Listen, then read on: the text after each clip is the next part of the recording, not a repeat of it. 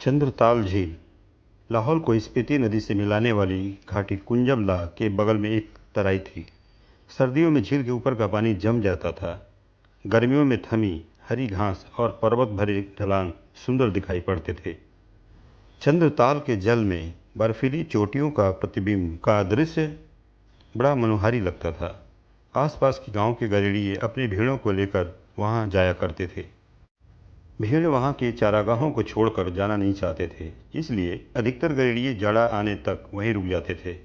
नीमा चंद्रताल के सबसे निकट वाले गांव हंसे का निवासी था। वह अपने भाई और उसकी पत्नी डोलमा के साथ रहता था। डोलमा लड़ाकी औरत थी।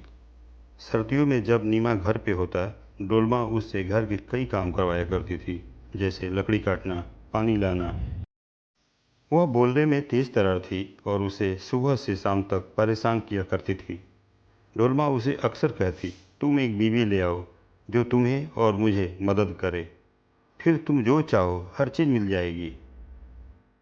नीमा हमेशा गर्मियों के आने का इंतज़ार करता था, क्योंकि तभी वह पर्वत के हरे भरे ढलानों पर भेड़ों को चराने के लिए ले जाता था। वह डोलमा का दिए सामान, खाने पीने का सामान भी अपने साथ ले जाता था। भेड़ों को पहाड़ों पर चढ़ने में बड़ा मज़ा आता था। हरी घास पर पाँव पड़ते ही वे उछलने कूदने लग जाते। भीमा उन्हें आज़ाद कर छोड़ देता और खुद किसी एक गुफा को साफ सुथरा कर खाने पीने का सामान रखने तथा भेड़ों के लिए बाड़े बनाने में व्यस्त हो जाता था। यह सब कर लेने के बाद गुफा के सामने सूखी पत्तियों के बिछौने पर लेट जाता और मुनफिदा पहाड़ की चोटियों पर मंडराते बादलों को निहारने लगता। शाम को वह भेड़ों को हाँक कर बाड़े के अंदर ले जाता। फिर वह खाना खाता और बहुचर्चित चंद्रताल की परी के बारे में सपने देखता हुआ सो जाता। एक बार जब पूर्णिमा की रात थी, नीमा झील की निकट अंगीठी के बगल में बैठा था। उसे नींद नहीं आ रही थी। वह विचार शून्य होकर चंद्रताल के स्वच्छ जल में चंद्रमा के प्रतिबिंब को मुग्ध हो निहार रहा था। तभी वह किसी स्त्री का कंठ स्वर सुन कर चौंक गया। क्या यह उसकी कल्पना मात्र थी? उसे संदेह हुआ, लेकिन उसे पूरा विश्वास था कि उसने किसी स्त्री का स्वर सुना है। उसने पीछे मुड़कर देखा। कुछ दूरी पर झील के किनारे सचमुच एक सुंदर युवती महीन धवल वस्त्र में लिपटी खड़ी मुस्कुरा रही थी। वह धीरे धीरे चलती हुई नीमा के पास आई और मधुर मंद स्वर में बोली, मैं चंद्रताल झील की परी हूँ। मैं तुम्हें बहुत दिनों से देख रही हूँ और तुमसे दोस्ती करना चाह रही हूँ। तुम्हारा नाम क्या है? तुम एक खूबसूरत लड़के हो। मैं हंसे गांव का रहने वाला नीमा हूँ। उसने अपना परिचय दिया। मैं यहाँ गर्मियों में अपनी भेड़ों के साथ आता हूँ। मैंने चंद्रताल परी के बारे में बहुत कुछ सुना है, हालांकि किसी ने उसे लगता है देखा नहीं है। वह एक लंबी मुस्कान के साथ बोला। नीमा, जब भी तुम यहाँ आते हो वही मेरे लिए बसंत है, और जब चले जाते हो तभी वह मेरे लिए शीतकाल है। परी ने प्यार से कहा।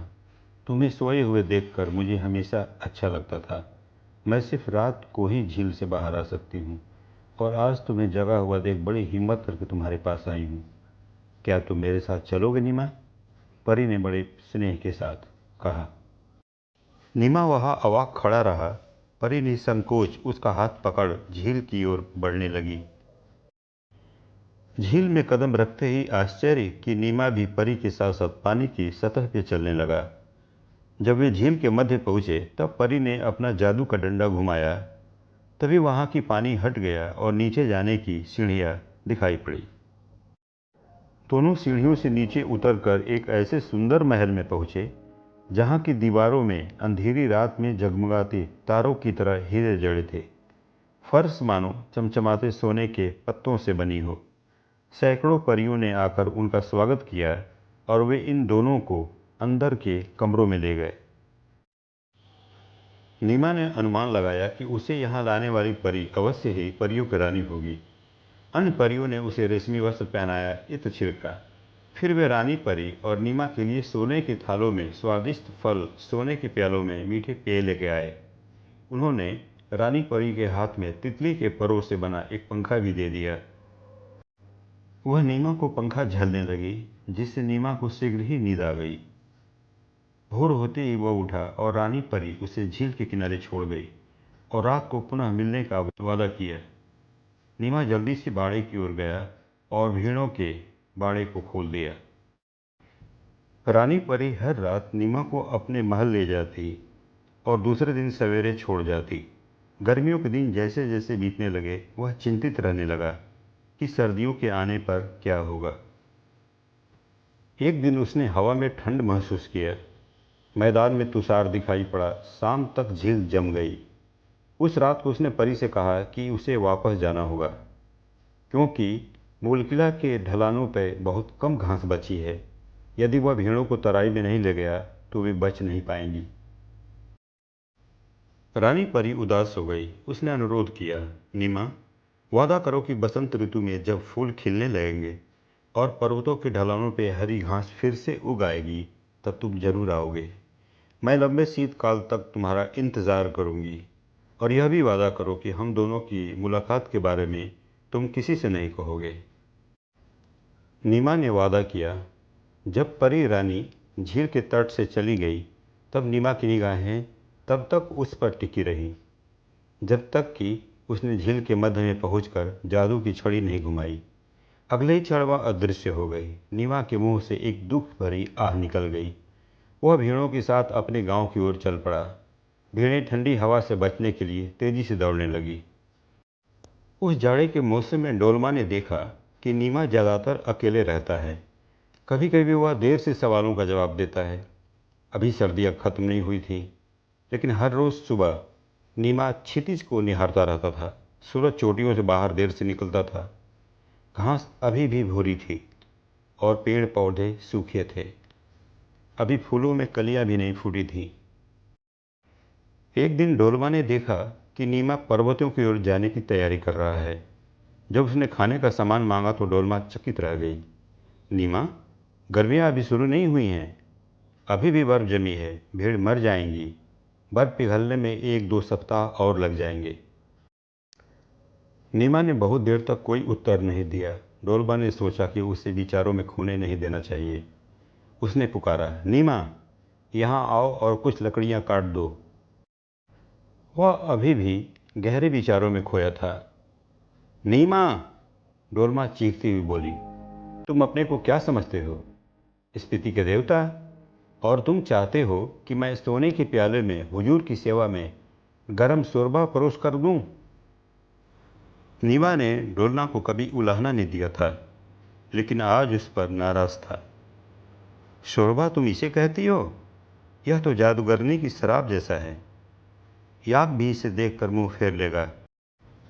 डोलमा को ऐसा लगा मानो किसी ने तेज धार से उस पर वार कर दिया हो। अच्छा, तो तुम्हें मेरा खाना पसंद नहीं आता? तुम्हारी बात से तो ऐसा लगता है जैसे चंद्रताल की परी तुम्हें सोने के प्याले में मंदिरा पिला रही हो। पूरी पिछली गर्मियों में यही तो होता रहा। वह हर रात मुझे आकर ले जाती और सुबह को छोड़ जाती। तुम्हें क्या पता है? अचानक नीमा को याद आया कि रानी परी ने उसे उसके साथ मुलाकात की बात किसी को बताने से मना किया था। तो ये बात है, तब उसी परी के पास क्यों नहीं चले जाते? डोलमा फूट पड़ी, पर शीघ्र उसने महसूस किया कि उसे इतना कठोर नहीं होना चाहिए था। तभी अचानक नीमा घर से बाहर निकल गया। नीमा सीधे निकट के मठ में जाकर प्रार्थना करने लगा। उसने प्रार्थना की कि गर्मियाँ जल्दी शुरू हो जाए। कुछ देर के बाद वह घर आकर लकड़ियाँ काटने लगा। आवाज़ सुनकर डोलमा बाहर आई और सिर्फ मुस्कुराई। हर सुबह नीमा बाहर आकर ध्यान से यह देखने की कोशिश करता कि क्या पहाड़ के ढलानों पर कुछ हरियाली आई है या नहीं। वह जो भी घर का काम उसे दिया करती तुरंत कर देता और दौड़ता हुआ मठ में जाकर यह पुकार उठता, हे प्रभु, बता कब आएगा बसंत। और आखिरकार जब बसंत आ गया, वह अपने भेड़ों को लेकर मोमकिला की ओर चल पड़ा। उसने गुफा की सफाई की, भेड़ों के लिए बड़ा बनाया और वह रात में झील के तट पर जाकर परी रानी का प्रतीक्षा करने लगा। लेकिन वह नहीं आई। एक रात, दूसरी रात और इस प्रकार 7 रातें बीत गई, पर परी दिखाई नहीं पड़ी। क्या वह उससे नाराज हो गई है? यह उसे कैसे पता चलेगा? कुछ दिनों के बाद उससे रहा नहीं गया।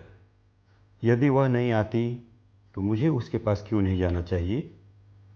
नीमा धीरे धीरे झील के पानी में उतरा और आगे बढ़ने लगा। वह गहराई में उतरता चला गया पर मध्य तक नहीं पहुंच पाया। उसके बाद उसे किसी ने नहीं देखा।